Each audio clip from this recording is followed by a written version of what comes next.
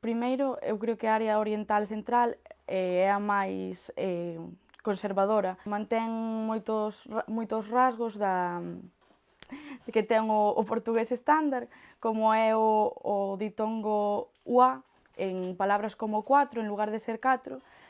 Gran parte da xente, aínda que xa se está perdendo por influencia do estándar, din cuatro en lugar de catro.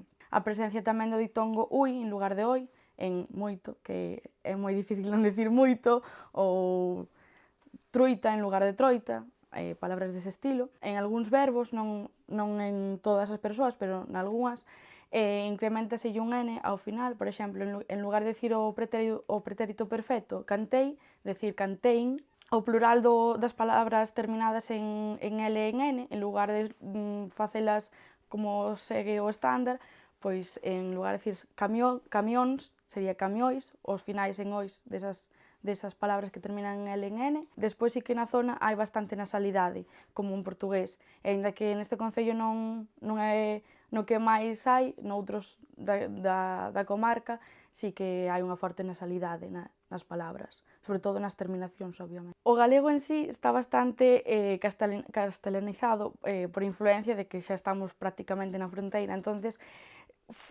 fronte ao que sería o galego estándar ou dos outros bloques, presenta moitas máis características españolas, non? A gran maioría dos castelanismos que hai xa son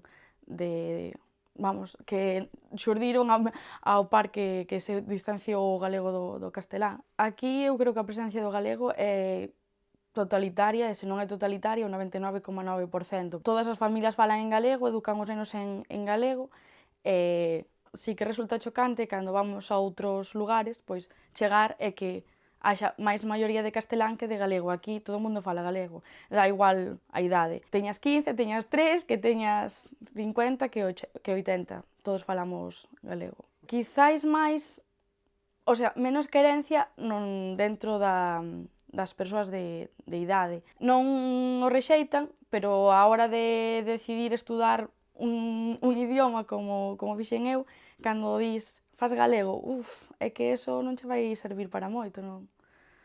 Pero non hai outro rexeitamento máis que ese.